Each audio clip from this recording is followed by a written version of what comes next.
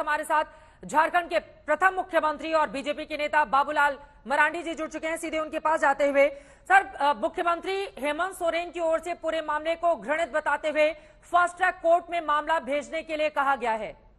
संतुष्ट हैं अब आप लोग? कम से कम सीएम की ओर से ये कार्रवाई की गई। के बाद तो उस समय उन्होंने बालिग निकाल दिया। यार बिल्कुल साफ है, अगर कार्रवाई करते तो फिर ये घटना नहीं घटती। और उतना ही नहीं बल्कि अस्पतालों में भी उनके ठीक से इलाज होती। विधायक है, क्या कहते हैं, भावी विधायक है सीता सोरेन जी, टिबू सोरेन परिवार का काम करता है। फास्ट ट्रैक कोर्ट तो अच्छी बात है, लेकिन अभी तक जो मेरी जानकारी मिली है, पहले 307 पर उनके ऊपर अटेम्प्ट टू मर्डर का केस किया गया था। अब तो लड़के की मृत्यु हो गई। अब तो 302 के तहत उस लड़के के ऊपर मुकदमा होनी चाहिए, पहली बात। दूसरी बात, जो वहाँ डीएसपी पदस्थापित है, जिसके विरोध में लोगों की आक्रोशित है लोग, अब उनके रहते कभी भी वहाँ न्याय नहीं हो सकता है, कोई गवाही नहीं हो सकती है। जिस ढंग से वो लोगों के साथ पेश आते हैं, लोगों को धमकाते हैं, डराते हैं, यानी सरकार ने उनको विशुद्ध रूप से वसूली के लिए वहां लगा रखे हैं। और वसूली के साथ साथ समाज विशेष के लोगों को प्रोटेक्शन भी देना, ऐसे एक घटनाएं हैं। और इसीलिए मैं ये कह रहा हूं कि एक तो वहां के जो डीएसपी है उसको निलंबित करे सरकार, और उनके ऊपर वहां से हटावे और उसके ऊपर कार्रवाई करे। और इसके बाद फिर फास्ट ट्रैक कोर्ट लगा करके फिर इस घटना के त्वरित, जिसको बोलते हैं, न्याय दिलावे उस पीड़ित। ठीक है, यानी कि जो जिम्मेदार अधिकारी हैं आप उनके खिलाफ भी कार्रवाई की बात कर रहे हैं। लेकिन जल्दी से मैं आपका एक ट्वीट पढ़ देती हूं। आप दुमका ही जा रहे हैं पीड़ित परिवार से मुलाकात करने के लिए।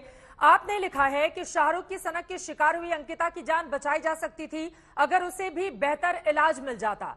इसके आगे आप लिखते हैं, एक और रांची में उपद्रव में घायल नदीम को राज्य सरकार एयर एम्बुलेंस से सरकारी खर्च पर दिल्ली भेजकर मेदांता में इलाज करवाती है, वहीं अंकिता को रांची भेजने तक की व्यवस्था नहीं कर पाती। क्या आपको लग रहा है कि अगर दिल्ली में उसका इलाज होता, तुरंत कोई व्यवस्था हो जाती, तो अंकिता को बचाया जा सकता था? क्या आप ये कहना चाह रहे हैं?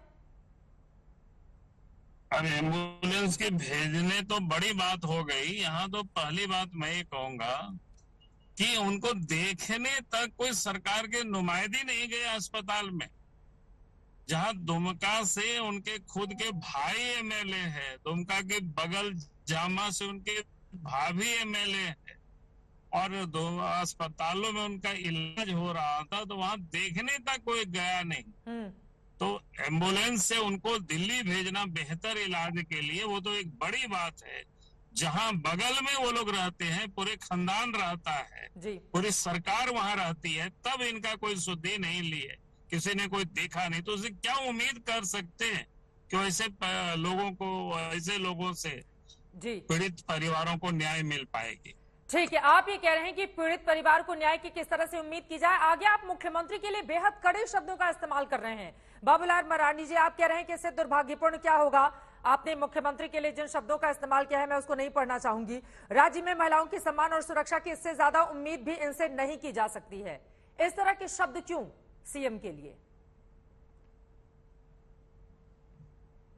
लगातार ये घटनाएं घट रही है, कोई पहली दफा ही घटनाएं नहीं घट रही। इस प्रकार की घटनाओं का सिलसिला चल रहा है सब जगह, पूरे राज्य में। अगर एक एक करके कहेंगे तो एक एक करके भी हम निकाल करके दे सकते हैं। अभी तो मैं रास्ते में हूँ, तो ये सभी जगहों पर ऐसी घटना पूरे राज्य में हो रही है। और घटना को आप पिछले दिन आप संध्या टोप्पो तो पुलिस की अफसर रही है, रांची के बगल में ही उनकी ट्राइबल महिला अफसर थी, दिलेर अफसर थी, और वहां उनको पदस्थापित किया गया। क्या पदस्थापित थे, उनको कुचल दिया गया।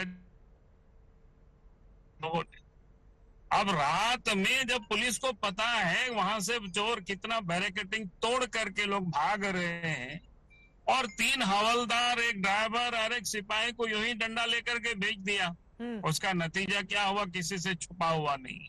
तो ये कहना, और इसके बाद फिर वहां उस थाने में तोपोदाना में ऐसे दरोगा को मीरा सिंह को पदस्थापित किया जिनको रंगे हाथ घूस लेते हुए अपराधी क्या कहते हैं एसीबी वालों ने पकड़ा। ठीक है, ठीक है। और उसके बाद उनके ऊपर चार्जशीट है, उसी रांची जिला में एसीबी ये क्या है चार्जशीट क्या है, केस चल रहा है, मुकदमा चल रहा है। और वैसे थाना में सेंसिटिव थाना है,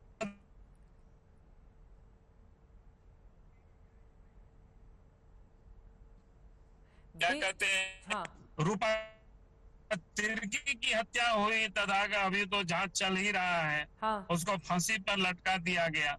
तो ये पहली और अंतिम ही नहीं है। इसलिए मैं कह रहा हूँ कि भाई ये तो बिल्कुल महिलाओं का भी इनके राज्य में सुरक्षित नहीं रह सकते हैं। इस ढंग से लगातार जो घटनाएं हो रही है, घटना होना एक बात है, और घटना के बाद जिस प्रकार से अपराधियों को संरक्षण देना, अपराध जिसके ऊपर अपराधी का चार्ज है, मुकदमा चल रहे हैं, वैसा अफसरों को फिर उन जगहों पर पदस्थापित करना, दागी अफसरों को। तो इससे साफ होता है कि भाई वो चाहते नहीं है कि सरकार लोगों को न्याय मिले। कैसे हम उम्मीद कर सकते हैं? बाबूलाल मरांडी जी, आप चूंकि पहले मुख्यमंत्री होने का गौरव प्राप्त कर चुके हैं झारखंड में, लेकिन जिस तरह से बीजेपी इस पूरे मामले में आगे बढ़ रही है, चूंकि लड़के का नाम शाहरुख है, आप नदीम नाम के लड़के का उदाहरण दे रहे हैं, तो विरोधी दल आप लोगों से पलटकर सवाल पूछ रहे हैं, क्या इस पूरे मामले में भी बीजेपी को हिंदू मुसलमान करने का मौका मिल गया है? नहीं, पहली बात तो मैं कहूंगा ये बिल्कुल गलत है। मैंने कहा कि संध्या टोपो की हत्या हुई टोपनो की, वहां तो कोई गौ तस्करी थे, लेकिन जो दरोगा थे हमने कहा कि भाई उस दरोगा के ऊपर कार्रवाई करिए, लेकिन किया नहीं। उनको सस्पेंड करते, उनके ऊपर केस होता। आप साहेबगंज में भी जो हत्या हुई थी रूपा तिर्की की, उसके बाद भी हम लोगों ने क्या कहा, वहां तो प्रमोद मिश्रा डीएसपी थे, उन अफसर ने जिस प्रकार से वहां किया था उसके हम लोगों ने विरोध किया। ऐसा नहीं है कि जो भी होंगे, जो भी गलत करेंगे, चाहे हिंदू हो या मुसलमान हो, गलत वो गलत ही होता है, और किसी को हम क्षमा नहीं कर सकते। रघुवर दास और जी की ओर से लगातार जहाँ कहीं भी इस प्रकार की घटनाएं होती है, उसकी हम लोग आवाज उठाते हैं। आप ही के सहयोगी और पूर्व मुख्यमंत्री रघुवर दास कह रहे हैं कि राज्य सरकार तुष्टिकरण कर रही है पूरे मामले में, क्या सहमत हैं? तुष्टिकरण कर रही है राज्य सरकार? देखिए, मैंने कहा कि तुष्टिकरण की नहीं, बल्कि जितने दागी अफसर हैं उन लोगों को महत्वपूर्ण जगहों पर पदस्थापित करना और उनको टूल की तरह उपयोग करना, सरकार के और मुख्यमंत्री की गलत कामों का जो विरोध करता है उनको तरह तरह से प्रताड़ित करना, और फिर वसूल करके, पैसा वसूली करके, बालू से हो, पत्थर से हो, लोहा से हो, कोयला से हो, और हेमंत सोरेन को वापस लौट देना। यही तो काम चल रहा है इस राज्य में। तो ऐसे अफसरों से कैसे न्याय की उम्मीद कर सकते हैं? ऐसी सरकार से न्याय की कैसे उम्मीद कर? यही हो रहा है। और ये बातों को मैं लगातार कह रहा हूँ, लगातार हम विरोध कर रहे हैं, लगातार हम बोल रहे हैं। अब मेरा अगला सवाल आपसे जल्दी से है, चूंकि खबर आई है सामने कि डीएसपी को भी हटा दिया गया है, तो एक तरफ फास्ट ट्रैक कोर्ट और दूसरी तरफ डीएसपी को हटा दिया गया है, तो कम से कम हेमंत सोरेन सरकार अब बढ़ रही है, पूरे मामले में न्याय की उम्मीद तो जगी है। जल्दी से एक छोटा सा कमेंट आपका। मेरा कहना है कि हटाना एक पार्ट है, लेकिन इनके ऊपर तो कार्रवाई होनी चाहिए। इनके हटाने के लिए तो पहले से ही लोग मांग कर रहे थे वहां से, लेकिन पहले से इन्होंने क्यों पदस्थापित कर रखा? अब तो उनके ऊपर केस होना चाहिए, उनके ऊपर भी मर्डर केस होना चाहिए, क्योंकि उसके लिए तो बराबर के वो भी जिम्मेदार है। अगर वो लापरवाही नहीं करते तो आज अंकिता की हत्या नहीं होती, उनकी मौत नहीं होती वो। इसलिए हटाना, कोई हटा करके तो फिर कहीं कोई दूसरा थाना में, दूसरा जिला में कहीं पदस्थापित करेंगे, उसे क्या होगा? तो कभी भी अपराध नहीं रुकेगा। इस प्रकार के अफसर कभी भी डरेंगे नहीं।